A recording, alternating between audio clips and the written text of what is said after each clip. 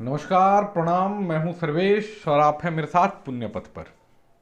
और आज इतिहास की बात करते हैं। आज बात करते हैं उस कहानी की जो हम लोगों ने बहुत पहले से सुनी है और अभी भी हमारे बच्चों को पढ़ाई जाती है कि जब चित्तौड़ पर गुजरात के शासक बहादुर शाह ने आक्रमण किया तो महारानी कर्णावती ने हुमायूं के पास राखी भेजी थी और सहायता मांगा था। और ये पढ़ाया जाता है, ये बताया जाता है कि हुमायूं ने महारानी कर्णावती की मदद की और इस तरह उसने भाई होने का फर्ज अदा किया और राखी का फर्ज अदा किया। जिन लोगों ने इतिहास पढ़ा है वो जानते हैं कि यह पूरी तरह से फर्जी कथा है। इसका सत्य से कोई लेना देना नहीं है। सच्ची कथा क्या है और जो इतिहास में पढ़ाई भी जाती है ऊपर की कक्षाओं में, वो मैं सुनाता हूं आज आपको। सन 1535 दिल्ली का शासक था हुमायूं, बाबर का बेटा। उस समय उसके सामने देश में दो सबसे बड़ी चुनौतियां थी। पहला अफगान शेर खान और दूसरा गुजरात का शासक बहादुर शाह। पर 2-3 साल पहले ही 1532 में चुनार दुर्ग पर घेरा डालने के समय शेर खान ने हुमायूं का आधिपत्य स्वीकार कर लिया था और अपने बेटे को एक सेना के साथ हुमायूं के सेवा में दे चुका था। हुमायूं अफीम का नशेड़ी था और वो शेर खान की ओर से निश्चिंत पड़ा हुआ था। किंतु पश्चिम की ओर से बहादुर शाह का दबाव निरंतर बढ़ता जाता था और यह एक चिंता का विषय था हुमायूं के लिए। हुमायूं का सबसे बड़ा दोष यह था कि वह अफीम का नशेड़ी था और इसी नशे के कारण वो पिछले 3 वर्षों से दिल्ली में चुपचाप पड़ा हुआ था। और उधर बहादुर शाह रोज अपनी सेना बढ़ाता जाता था, रोज उसकी शक्ति बढ़ रही थी। हुमायूं के दरबारी, अमीर, सामंत, उलेमा अब उसे चैन से बैठने देना नहीं चाहते थे, क्योंकि वो चाह रहे थे कि हुमायूं आक्रमण करे बहादुर शाह पर और बहादुर शाह को पराजित करके उसे कमजोर करे। बहादुर शाह की बढ़ती शक्ति से सभी भयभीत थे। अंततः हुमायूं उठा और उसने बहादुर शाह के विरुद्ध अभियान शुरू किया और मालवा की ओर बढ़ा। उसी समय बहादुर शाह चित्तौड़ दुर्ग पर घेरा डाले हुए था। चित्तौड़ में किशोर राणा विक्रमादित्य के नाम पर राजमाता कर्णावती शासन कर रही थी। उनके लिए यह बहुत विकट घड़ी थी। 7 वर्ष पूर्व खानुआ के युद्ध में महाराणा सांगा पराजित हुए थे और उनके साथ ही बहुत सारे योद्धा मारे गए थे। महारानी के पास बहुत कुछ था नहीं। उनके पास थे सिर्फ 2 राजकुमार, बालक राजकुमार विक्रमादित्य और उदय सिंह। ये दोनों अबोध बालक थे, पर उनके साथ एक और चीज थी, वो था एक छत्राणी का अदम्य साहस। सैन्य बल में चित्तौड़ बहादुर शाह के समक्ष खड़ा भी नहीं हो सकता था, पर साहसी राजपूतों ने बहादुर शाह के समक्ष हार मानने से इनकार कर दिया था। वो लड़ने को तैयार खड़े थे। इधर बहादुर शाह से लड़ने को निकला हुमायूं अब चित्तौड़ की ओर मुड़ गया था। अभी वह सारंगपुर में ही था, तब तक उसे बहादुर शाह की चिट्ठी मिली और उसमें यह लिखा था कि चित्तौड़ के विरुद्ध मेरा यह अभियान विशुद्ध जिहाद है। जब तक मैं काफिरों के विरुद्ध जिहाद पर हूं, तब तक मुझ पर हमला गैर इस्लामिक है। अतः हुमायूं को चाहिए कि वो मुझ पर अपना अभियान रोक दे। हुमायूं भले बहादुर शाह का विरोधी था, पर दोनों एक ही मजहब के सिपाही थे और हुमायूं ने अपना अभियान रोक दिया। यह इतिहास है। हुमायूं ने उसी दिन अपना अभियान रोक दिया और वो सारंगपुर में ही रुक गया।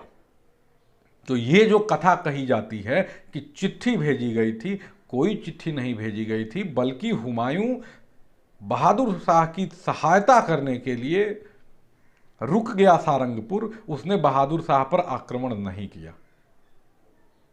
आगे की कथा सुनिए। इधर चित्तौड़ राजमाता ने कुछ राजपूत नरेशों से सहायता मांगी थी।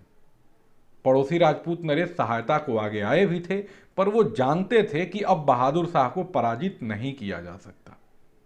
इसलिए सबसे आवश्यक था कि चित्तौड़ के भविष्य को सुरक्षित किया जाए और इसी के लिए रात के अंधेरे में बालक युवराज उदय सिंह को पन्ना धाय के माध्यम से गुप्त मार्ग से निकालकर और बूंदी पहुंचा दिया गया। अब राजपूतों के पास सिर्फ एकमात्र विकल्प था, वह युद्ध जो इस पूरे संसार में केवल वही करते थे, शाका और जौहर। 8 मार्च सन 1535 राजपूतों ने अपना अद्भुत जौहर दिखाने की ठान ली थी। सूर्योदय के साथ किले का द्वार खुला, पूरी राजपूत सेना माथे पर केसरिया बांधे निकली। तब सूर्य भी रुककर उनका शौर्य देख लेना चाहता था। तब हवाएं उन स्वाभिमानी योद्धाओं के चरण छू लेना चाहती थी। तब धरा अपने वीर पुत्रों को कलेजे से लगा लेना चाहती थी। तब इतिहास स्वयं पर गर्व करना चाहता था। तब भारत स्वयं के भारत होने पर गर्व कर रहा था।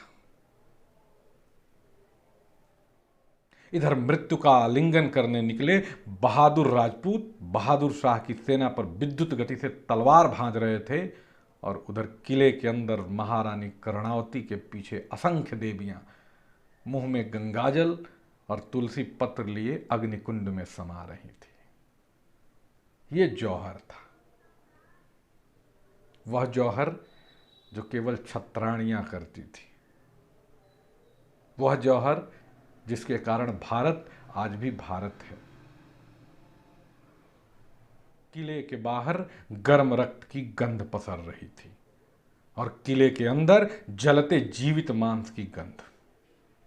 पूरा वायुमंडल बसा उठा था और घृणा से नाक सिकोड़ कर खड़ी प्रकृति जैसे चीख चीख कर कह रही थी कि भारत की आने वाली पीढ़ियों इस दिन को याद रखना, और याद रखना इस गंध को। जीवित जलती अपनी माताओं के देह की गंध जब तक तुम्हें याद रहेगी तुम पराजित नहीं होगे, तुम्हारी सभ्यता जिएगी। और जिस दिन तुम इस गंध को भूल जाओगे तुम समाप्त हो जाओगे। तुम्हें समाप्त होने में 10 वर्ष भी नहीं लगेंगे। 2 घंटे तक चले इस युद्ध में स्वयं से 4 गुने अधिक शत्रुओं को मारकर राजपूतों ने वीरगति पाली, और किले के अंदर असंख्य देवियों ने अपनी राख से भारत के माथे पर तिलक लगाया। युद्ध समाप्त हो चुका था। राजपूतों ने अपनी सभ्यता दिखा दी थी, अब बहादुर शाह को अपनी सभ्यता दिखानी थी। उसने दिखाई। 3 दिन तक बहादुर शाह की सेना चित्तौड़ दुर्ग को लूटती रही। किले के अंदर असैनिक कार्य करने वाले आम लोगों को, लुहार, कुम्हार, पशुपालक, व्यवसायी आदि को पकड़ पकड़ कर काटा गया। उनकी स्त्रियों को पूरे चित्तौड़ को तहस नहस कर दिया गया। और उधर सारंगपुर में बैठा बाबर का बेटा हुमायूं इस जिहाद को चुपचाप देख रहा था। चुपचाप देख रहा था और खुश हो रहा था। युग बीत गए, पर भारत की धरती राजमाता कर्णावती के जलते शरीर की गंध नहीं भूली। फिर कुछ गद्दारों ने इस गंध को भुलाने के लिए एक झूठी कथा गढ़ी कि राजमाता कर्णावती ने हुमायूं के पास राखी भेज के सहायता मांगी थी। अपने स्वाभिमान की रक्षा के लिए मुंह में तुलसी दल लेकर अग्निकुंड में उतर जाने वाली छत्राणियां अपने पति के हत्यारे के बेटे से सहायता नहीं मांगती। राखी की इस झूठी कथा के षड्यंत्र में नहीं पड़ना चाहिए। ये एक फर्जी कथा है। हुमायूं ने कोई सहायता नहीं की थी और ना ही महारानी कर्णावती ने उससे सहायता मांगी थी। बस आज के लिए इतना ही। नमस्कार।